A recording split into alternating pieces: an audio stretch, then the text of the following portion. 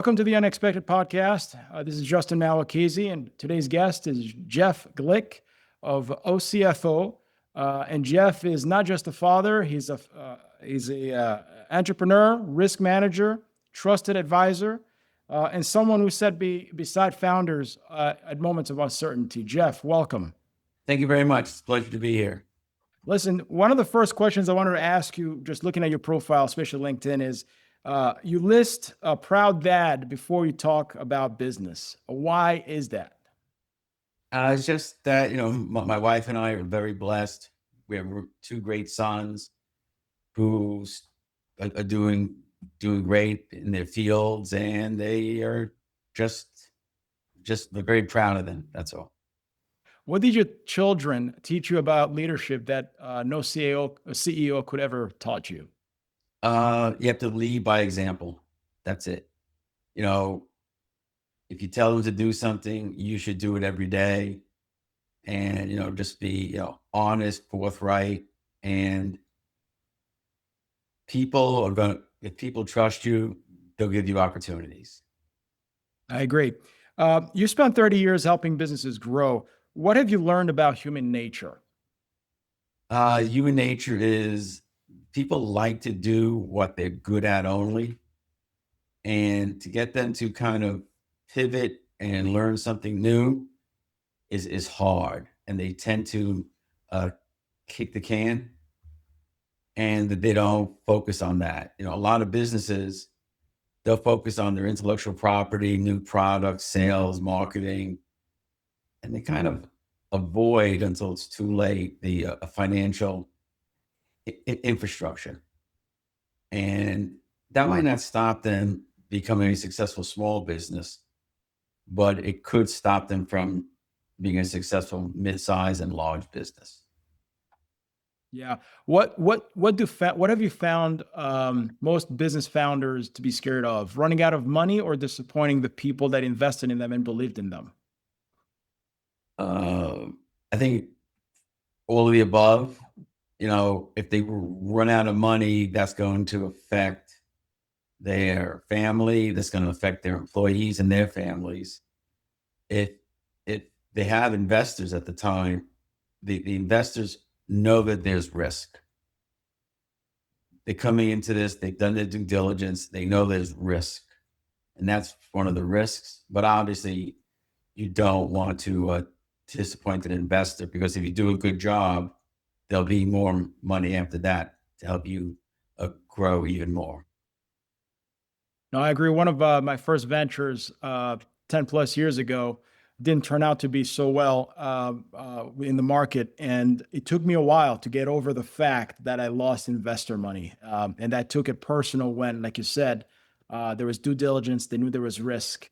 I should have spent more time talking through it rather than, shouldering that self-imposed burden, if that makes sense. Right. I mean, there are risks you can avoid and mitigate. Sometimes there's just not. There's natural disasters. There could be somebody in your industry who just develops a better product that is good for them and hurts you in the long run. That's right.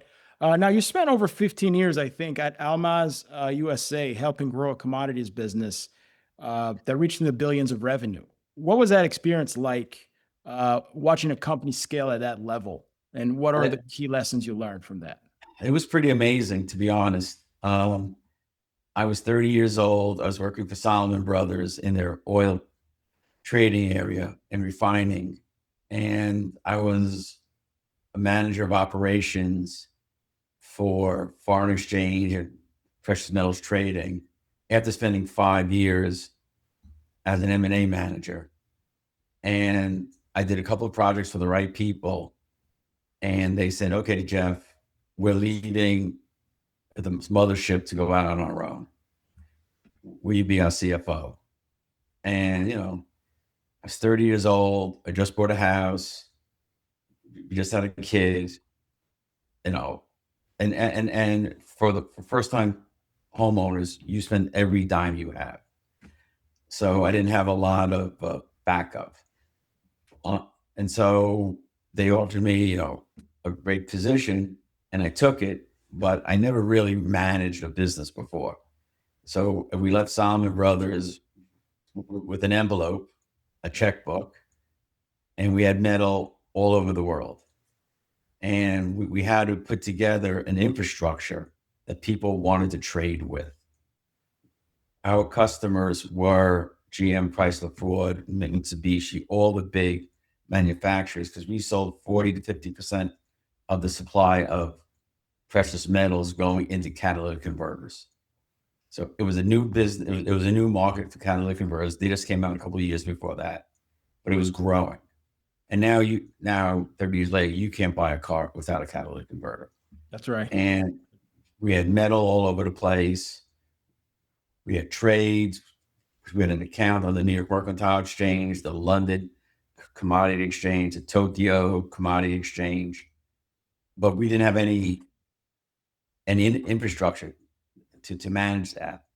So I was in charge of finance, administration, and operations, pretty much everything except trading and selling. And I had to build a team quick. I had to go hire Ernst & Young, who were our auditors, because we had to build this image that we're reputable as a startup company. Right. And we had foreign ownership as well, which also created some questions. So, everything we did had to be perfect execution wise, ship early, pay early, and make it so people will trust doing business with us. And so over the first 6 months, that's what we did. We just built an infrastructure, and the good news is it was slower back then because there was no internet. Sure.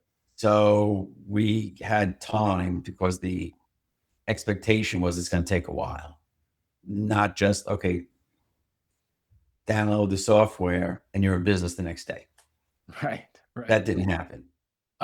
If you can delve deeper for our audience, when you say infrastructure, financial infrastructure and operational infrastructure, what does that entail at the headline level, at the organizational level?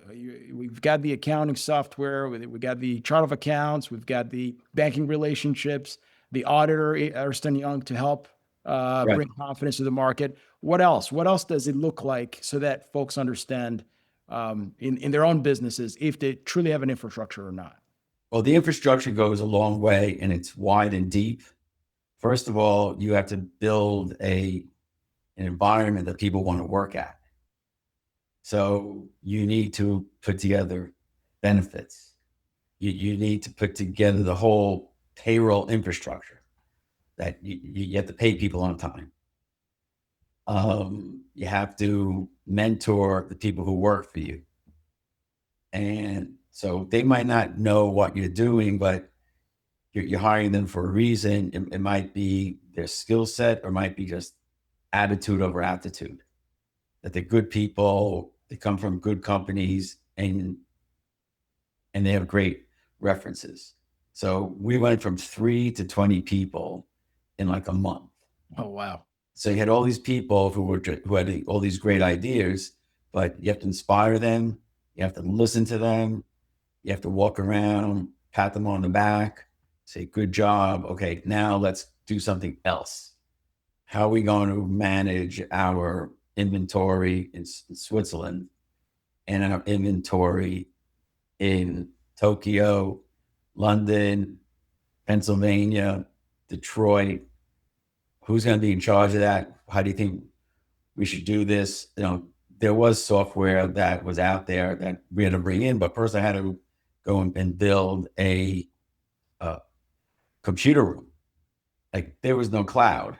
Wow. So we had to, hire an IT firm, get that going.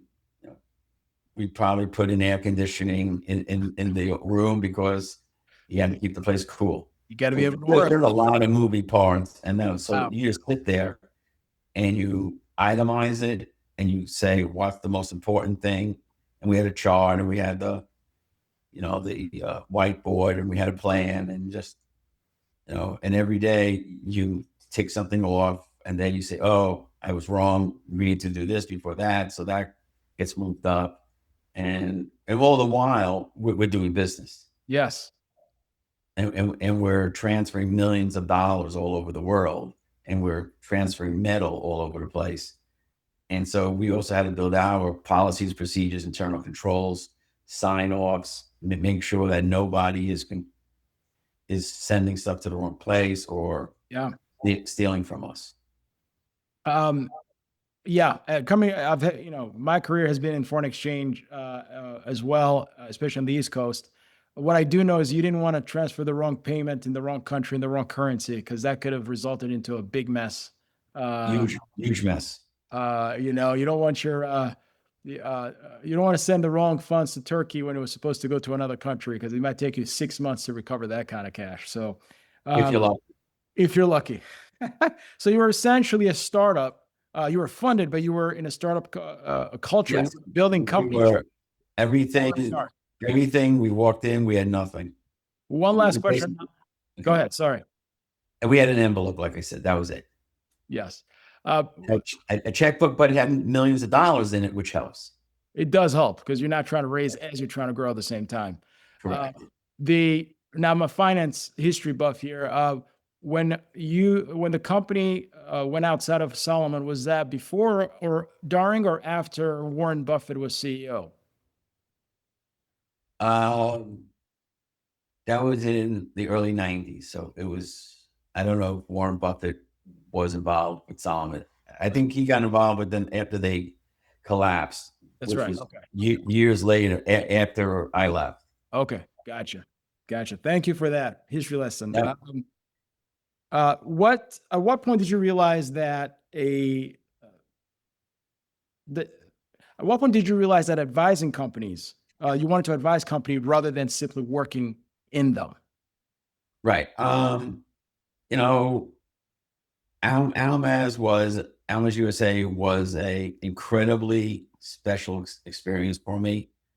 So Solomon Brothers in the mid 80s had a joint venture with the Russian Ministry of Finance. So this is Solomon Brothers, equivalency to Goldman Sachs. Correct. Had a partnership with the Russian Ministry of Finance. Now, that was during Gorbachev, Yeltsin, Perestroika, bring down the wall.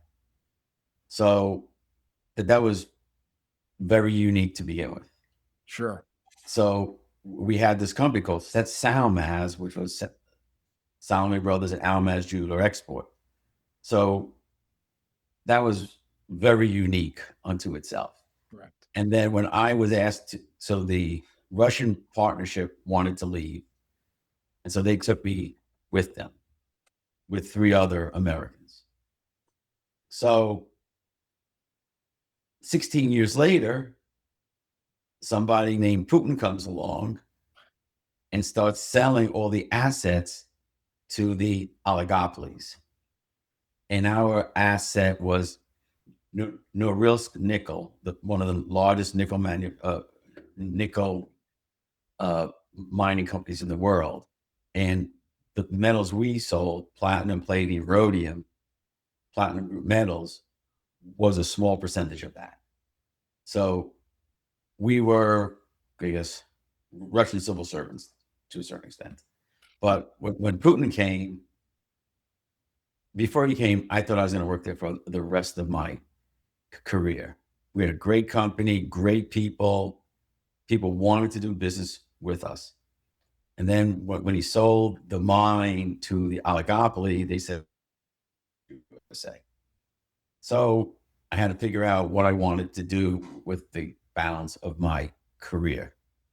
So that's why I left it, because things happen. And, also that was right around 08. So it was pretty tumultuous. So and my job was in disarray. The economics of the world were in disarray. And I had a kid going to college in 2 years. Oh, So wow. obviously it was a lot going on. And then, I started doing consulting on the side, trying to figure out what I wanted to do as I wound down LMS. And I went to work for a client of mine who was a hybrid hedge fund, partially traded securities, partially private. And I really liked doing it. And it was a startup again. And I just like, the best time I ever had was when I was working at Almas. It was a startup, and I love startups. And that's when I started my own company called Start You Up. And we work with startup hedge funds, private equity funds, family offices, any registered investment advisor that was growing and starting up. Because, at the end of the day, those people were kind of like us, where they just wanted to stare at the screen and trade or do deals. They were very interested in what's behind the curtain. And, if you had a regulated business like that, you need to have, attorneys, auditors, fund administrators, and all that. And so that's what I did for 16 years. I put all that together for them. So we were outsourced CFO and compliance officers. And I did a couple of SPACs while I was doing that as well.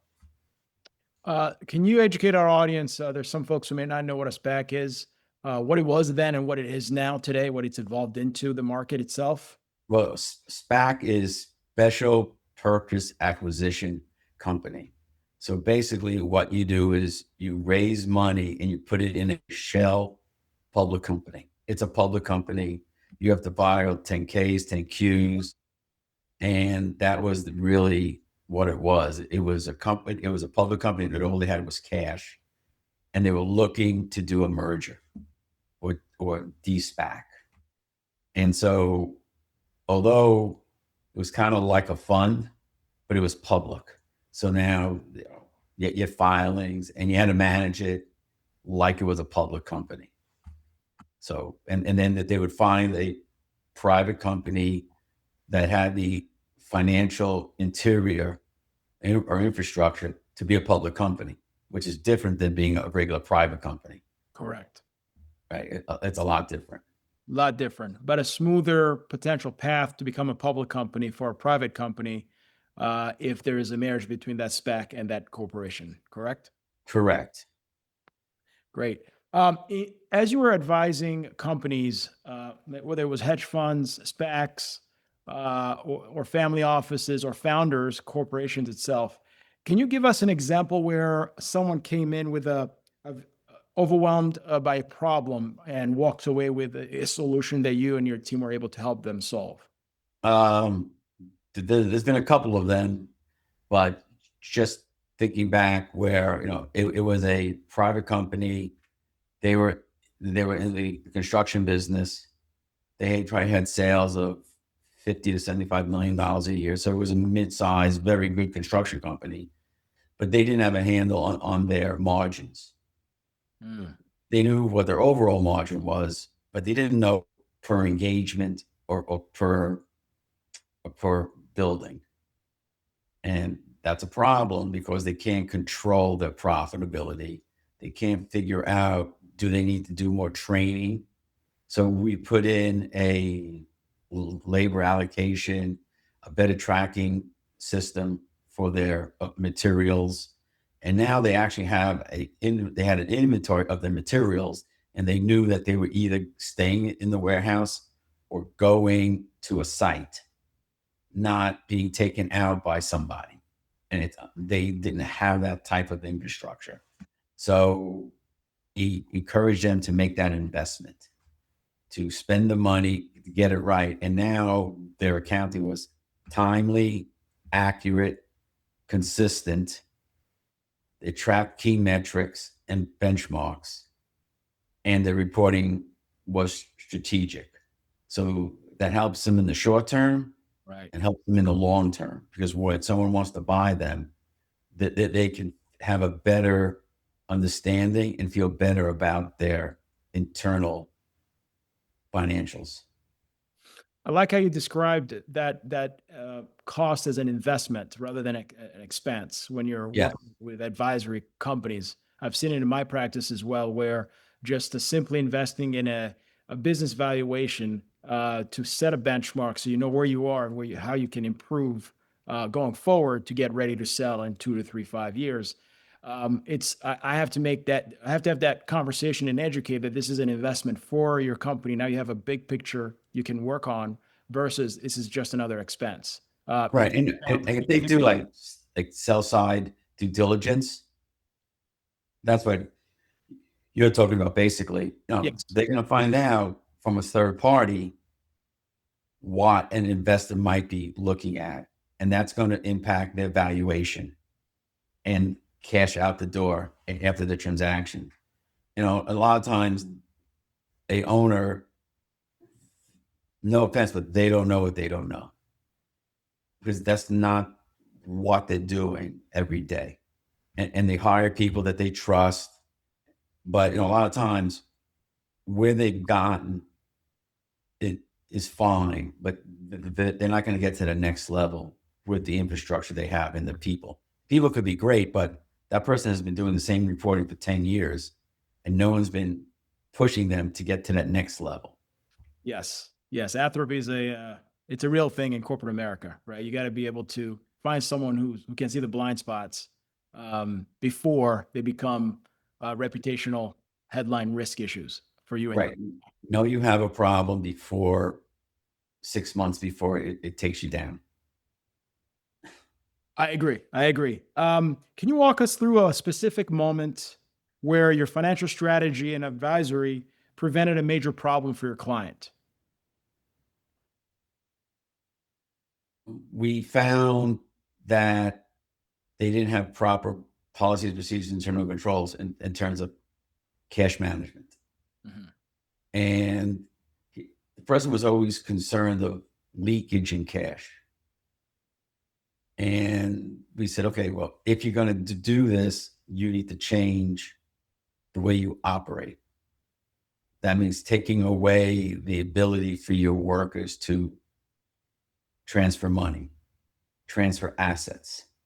It can only be a small group of people that have that availability. And then after a while that they kept getting, letters from collection agencies that they owed money, and they had no idea that they had this expense. Oh, wow. I mean, luckily it wasn't material, but that's how you slowly lose money, is that some employees are spending money on spending your money on their behalf through, it could have been, just a small amount every month, but it adds up. It adds up. No, it adds up. It adds up. You hear stories like that in banking where someone is arrested because over 20 years they siphoned, I don't know, $250,000. You got to Yeah. get those controls before they balloon to that kind of size. Right. And you have to pick the people carefully, and you have to set up that, Bobby, Mary, Tony, Sally, they could only approve certain items above or below a certain level. Yes. So then now they're all responsible for it. And if it's really big or material, then the owner or the board, someone has to sign off on that. And you need to go around and you need to prove compliance and all that stuff, because that's what's going to happen when you go to sell. That they're going to go in and do due diligence on you, and they're going to be doing some testing of it. I agree. I agree.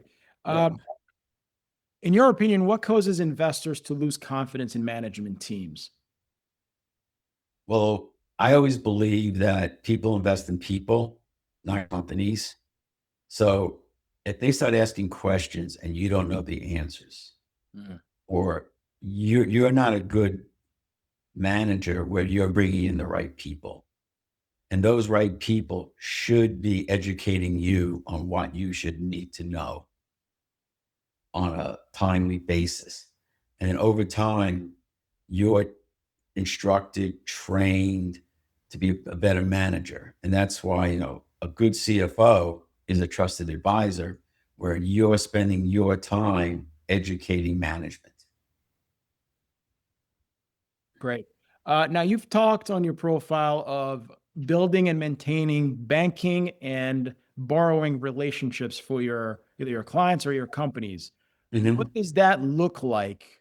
Because building, I understand, but maintaining and improving those relationships, how does that look like as a CFO for our audience?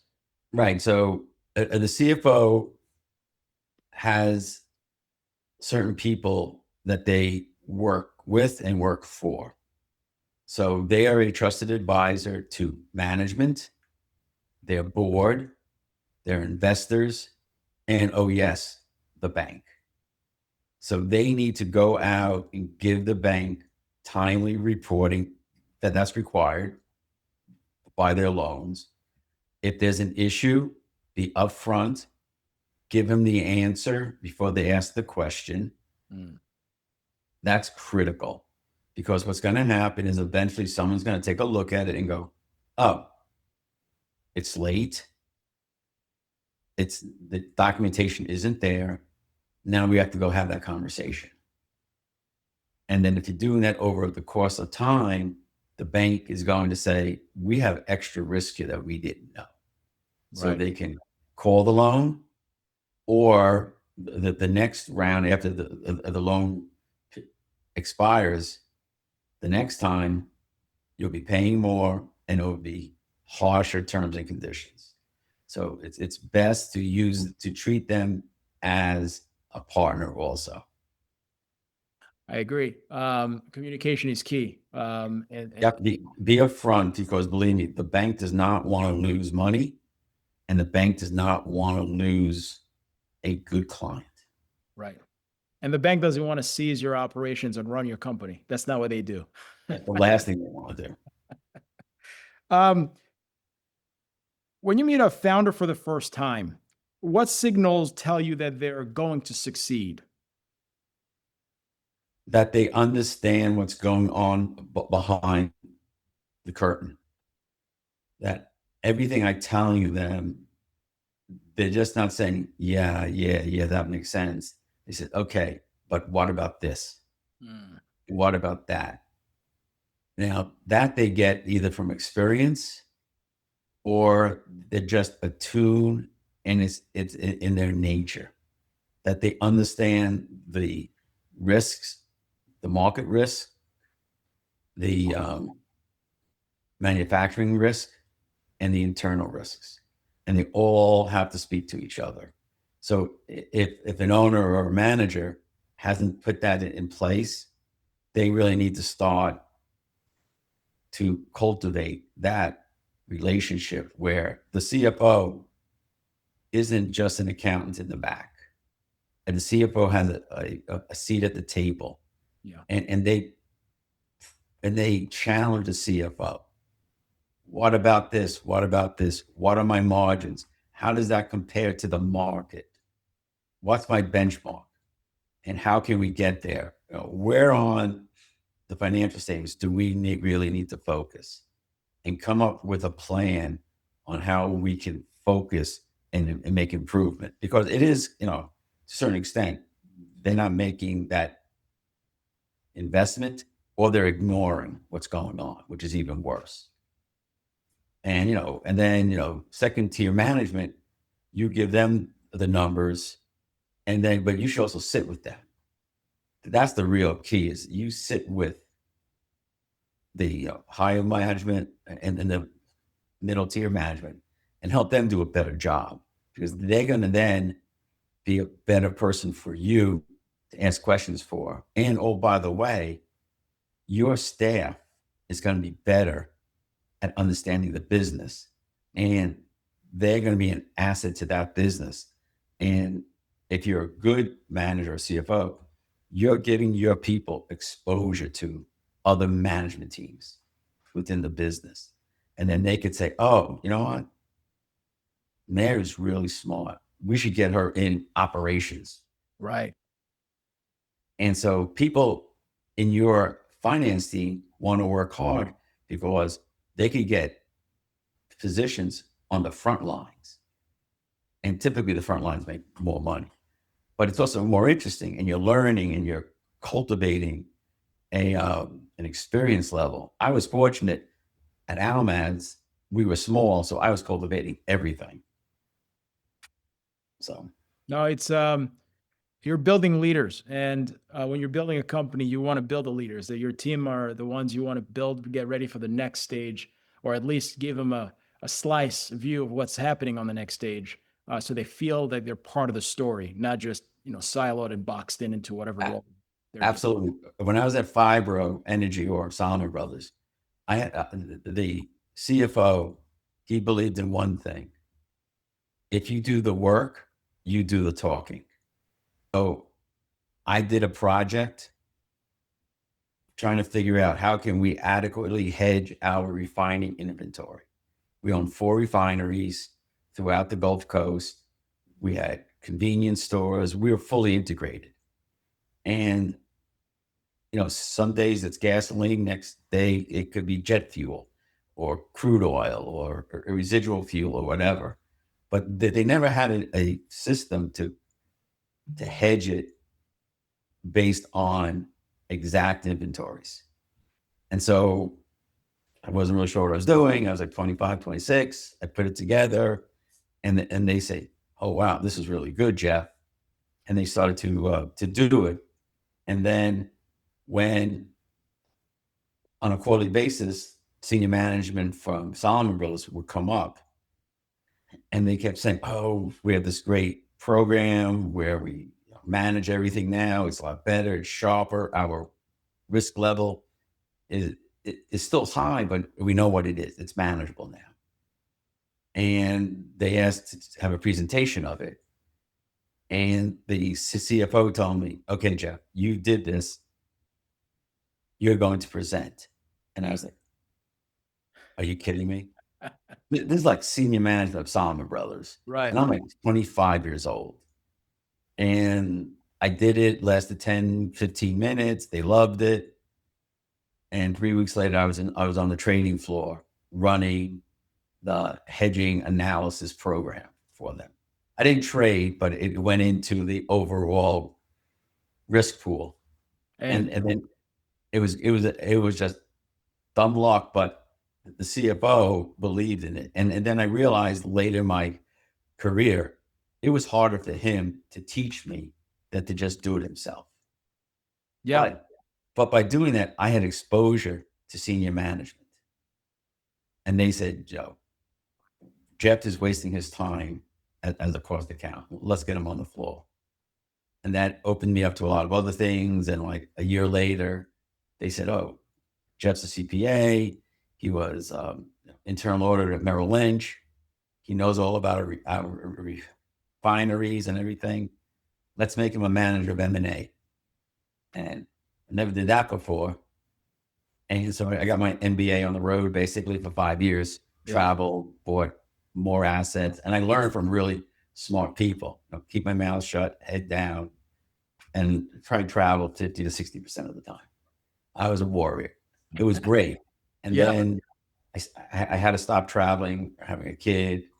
And that's how I got involved with foreign exchange and precious metals trading. Now, when you were on the road, now, first of all, those 15 minutes you spent giving that presentation probably Mhm. felt like 5 hours to you while you were giving that presentation. Yeah, because also what there was the CEO of Solomon Brothers, John Goodfriend was there.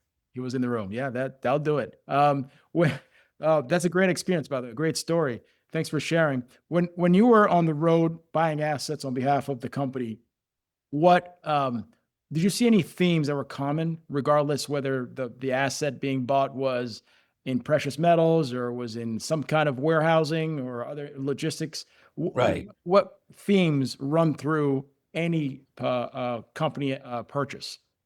We always had to think about how are we going to integrate this? Can we integrate this into our system? Because we own 4 refineries. Now we're buying other assets, like a tugboat company in the bayou. Right. And so they were pulling barges. And we bought a barge company.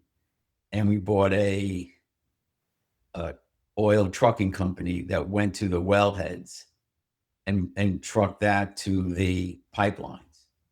So we always talk about how can we do this, buy it for what it is, and then integrate it and then make more money because we'll be more efficient. Right.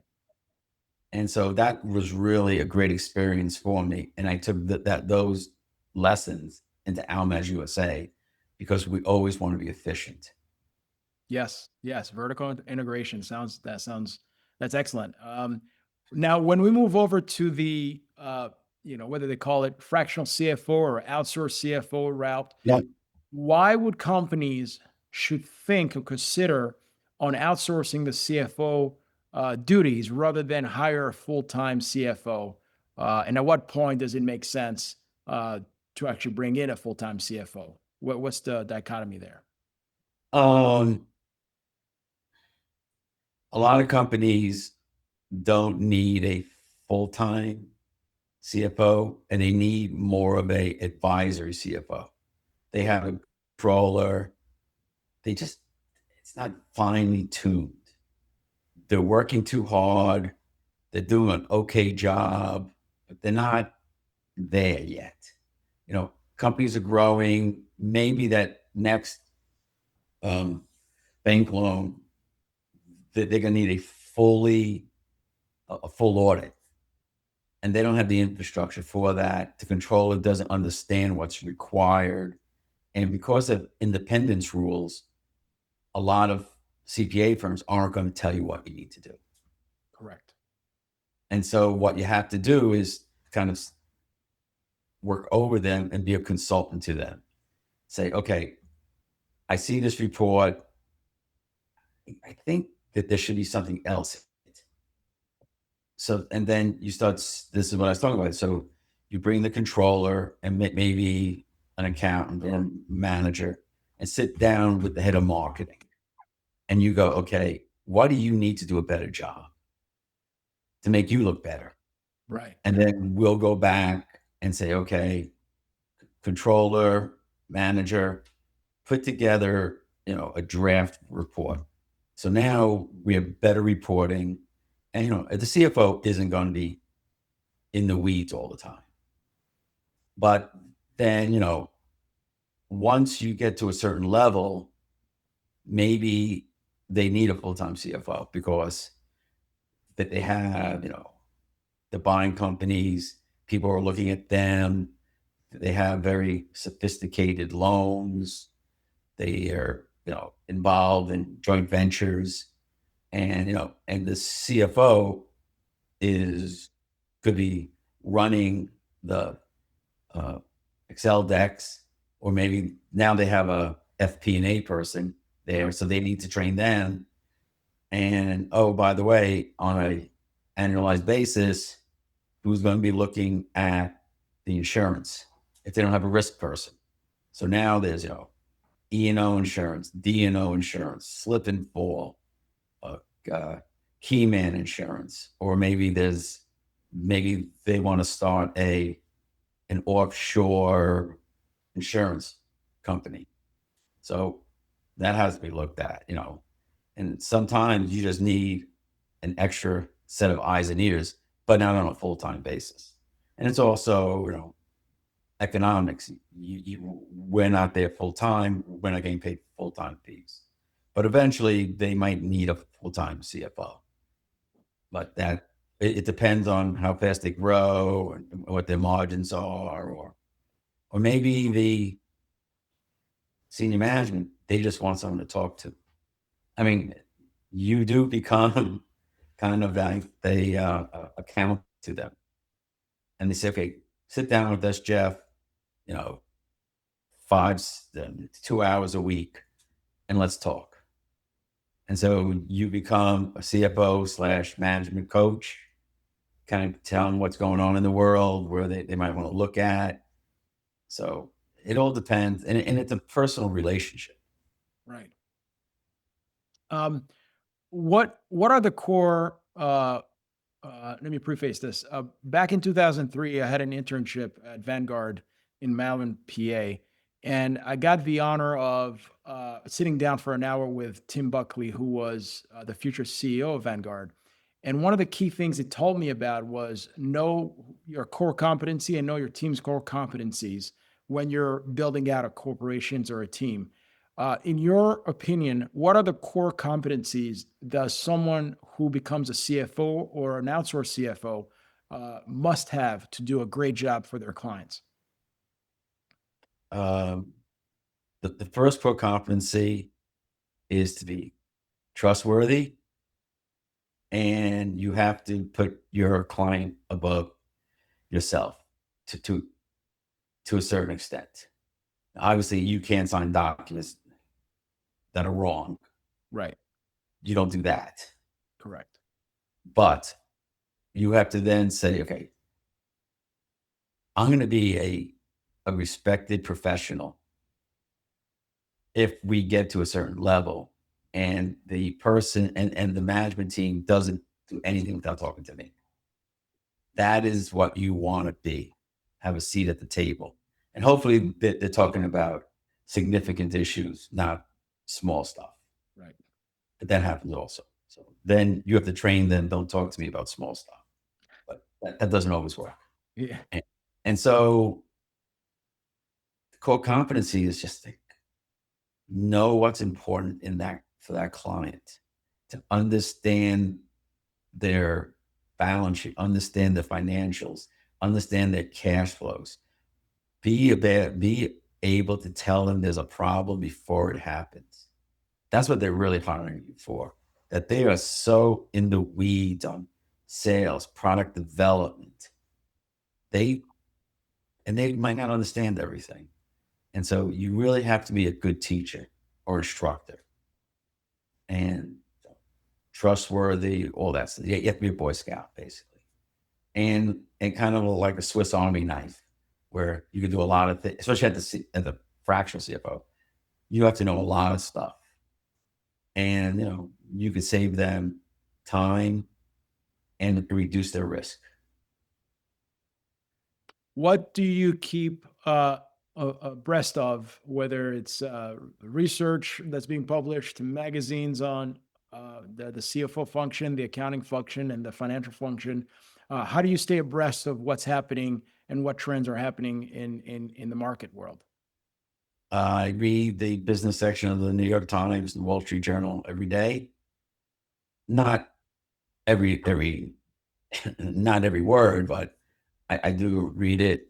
I listen to CNBC, and I have friends, colleagues who are in the business world. I attend networking events where some of them have amazing speakers, and you just have to keep being a sponge. Yes. And and and if you have a client, you're going to probably be looking at articles about that more often, that industry more often than you would otherwise.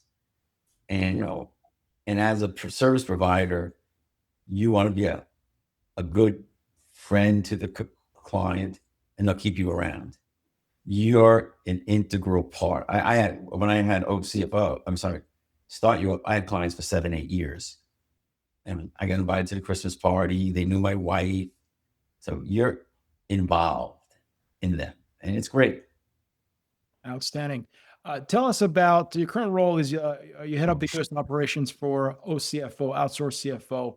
Tell us about Mhm. the company and what a typical engagement looks like and who your target market is. So OCFO has been around for about 13 years. They've done about 1,400 engagements in 35 countries. So they have a global footprint.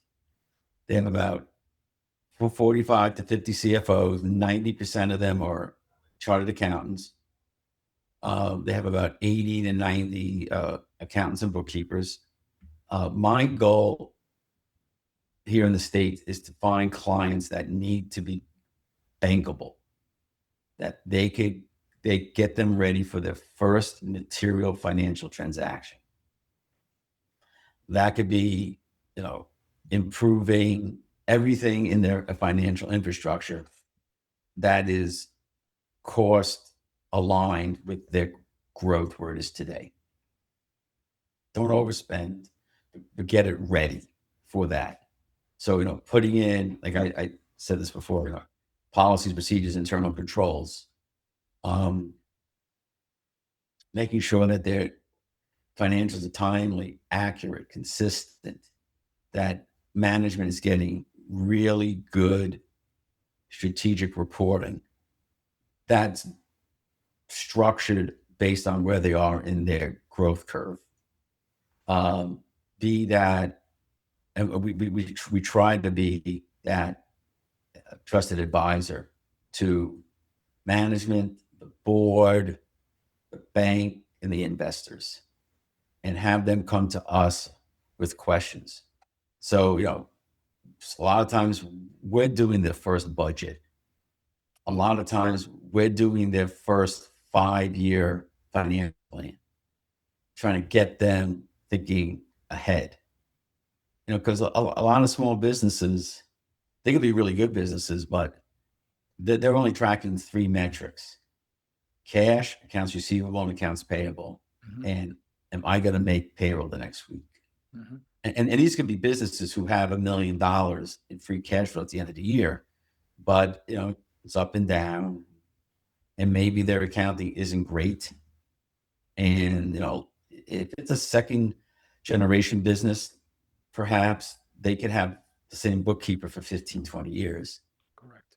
And it's not that they're bad, just no one has told them you shouldn't do it that way anymore. And and management saying, "Oh, I get the report every month, it looks good," but no one is giving it a deeper dive. And so Yes. that's what we really try to do on the smaller businesses that we have clients that are pre-revenue, but they understand that you have to start from the beginning with good numbers, because if you're going to go get that Series A in 18 months or in 2 years or in 3 years, they're going to start looking backwards. Yes. And they're going to ask a lot of questions. What about this? What about this? Why did you change this methodology? Because depending upon the size and the scope, they could have some due diligence, buy side due diligence. And they're going to ask the questions, and no one has the answer, because, oh, that's when we switched bookkeepers or accountants, and I don't know why they did it that way. And it's just, and that could affect your valuation. And you're leaving hundreds of thousands of millions of dollars on the table. It Absolutely. just, yes, that's what we stress. And once again, we say, we're an investment in your business. It's like buying another truck. It's like buying a faster computer. Now you're buying someone who will be there with you and get you ready for the next step. Now, the next step, we might lose our client because now they're big enough and they could afford, and they can afford a full-time CFO. But that's okay, because they'll tell their friends and we'll get other business. That's exactly right. And you've mentioned before on our past talk of, I call it the silver tsunami, but it's got different names of this trend where we're seeing a lot of Yep. sonars facing big decisions coming on. Can you tell us more about that concept and how you integrate it with what you do? Sure. So baby boomers are aging out. Um, they've run businesses for 20 years, 25 years. Now they're in their late 50s, typically early mid 60s. And what are we going to do with this business? It might not be saleable the way it is currently. So the McKinsey Institute had a report a couple of weeks ago that said there will be 6 million businesses that might be worth $10 trillion sold in the next 10 years, up for sale. Some will be sold. Some will be sold at steep discounts, and some might just close. Most small business owners, say at 75% of their net value is in their business. And what you really have to look at is, how can you get the most value out of your business? And what we call it is becoming bankable, or value, building value from within.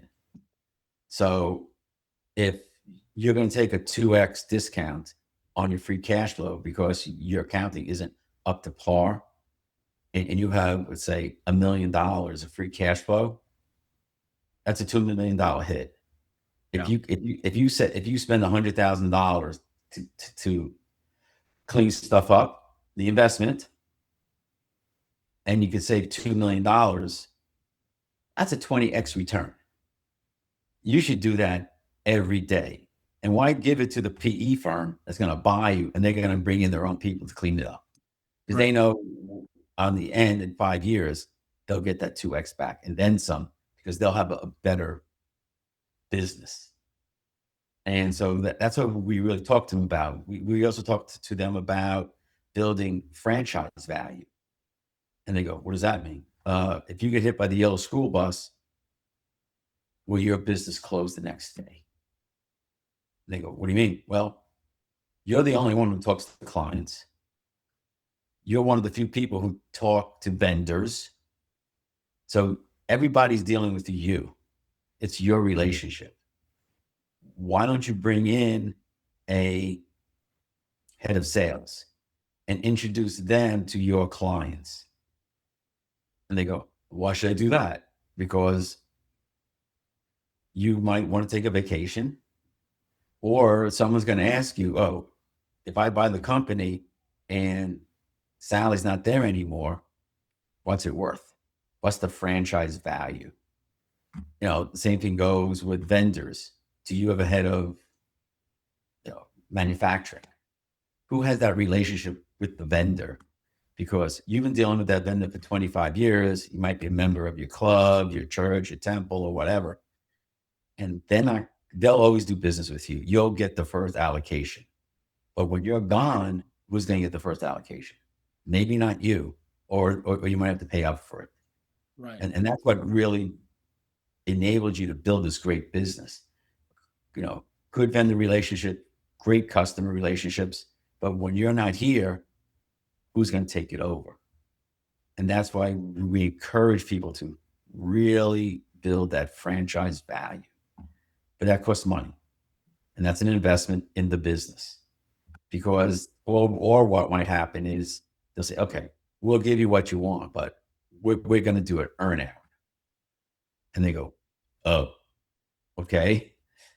And now you've been your own boss for 25 years or so. Now you're someone's schlep and you have to do this business.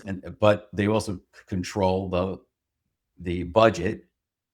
So they might cut your budget because they have to save money. And there's no way you could achieve those sales or efficiencies in manufacturing if you don't have the budget. And you can't take people out anymore and all this other stuff.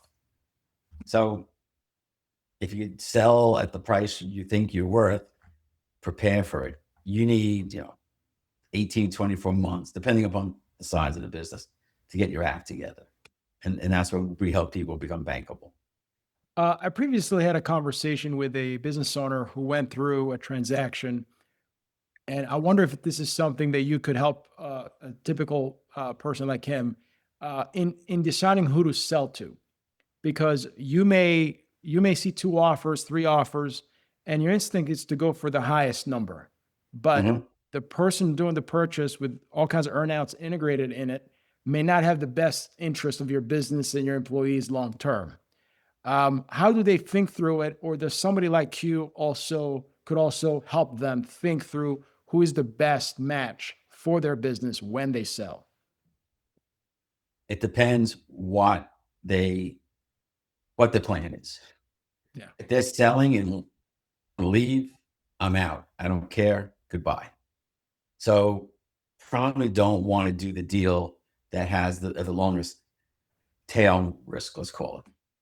No, just give me my money, and then I might take a discount to get out quick, but that's my decision. And I Right. don't want to go through 5 years of hell. Or they might love their employees and they're looking to do the right thing by them. So they might choose another path.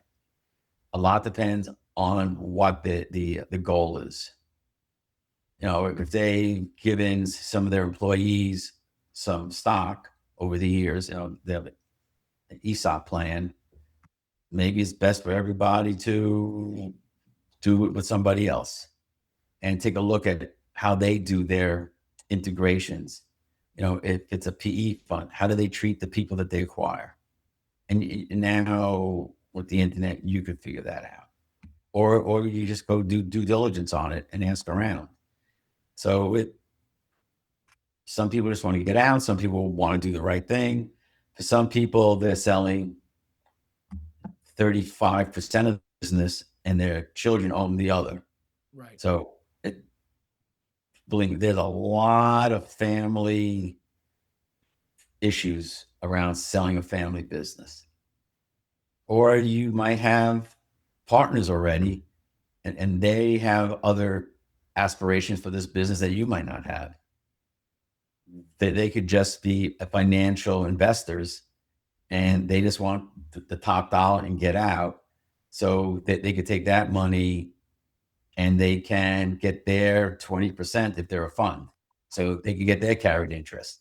Right. So there's a lot that goes on behind the scenes. They really have to look at the cap table, figure out, who has which voting rights. And it's just not that simplistic that one family owns the business. Correct. Correct. Yeah. What is one piece of financial advice that has nothing to do with money that you either learn or you teach your clients? Basically, you have to be, and I said this before, a good person, an honest person, and that people are going to trust you. My word is my bond and all that. That's true, because you build relationships, and relationships keep businesses afloat, especially in hard times. Yes. People might not follow the exact,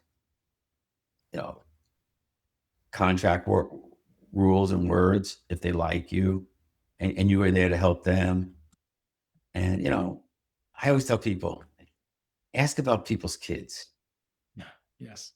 And I do a lot of networking, and I might not know someone's name, but I know where that kid went to college, or they play hockey or baseball or basketball or whatever. And you build relationships like that. Even in big businesses, it's a relationship business all the time. I mean, if you have the right pricing. I mean, and it gets to a certain point where people aren't just going to do business with you because they like you. And what you don't want to get into is a commodity type of environment where the lowest price wins. So I agree. Second to last question. If you lost everything tomorrow, except your relationships and your reputation, what would you next? How would you approach that to keep moving? oh my God, I'm hyperventilating now. Uh, I'm at the age where I don't have the runway to get it all back. But if I lost everything today, I would have to go to my people that I dealt with over a long time, let's just say, and I've done well by them. I'm trustworthy, and hopefully they would give me a chance to earn some of it back. But I don't even want to think about that. Great answer. Great Oh answer. my God. I mean, I went through it, as I said, where, like in '08, I lost the job of my lifetime because of Putin. Yeah. I lost, a lot of money in the stock market, just like everybody else. I lost a lot of money in the value of my home, just like everybody else. No one's gonna have a benefit for me. I understand that. So I've been through that once, but thank God I had 20 years of runway left. I don't have 20 years of runway left now. So I don't even want to think about that. Well, yeah. Well, And I won't hold it against you, Justin. Don't worry. thank you for answering. If someone who listened to this program is interested in reaching out to you for advisory services, or just to have a conversation, what is the best way for them to reach out to you? Two best ways is on LinkedIn, or Jeffrey at OCFO.com. Perfect. Well, Jeff, thanks very much for giving us this hour. I've enjoyed this conversation, and I'm pretty sure our audience will as well.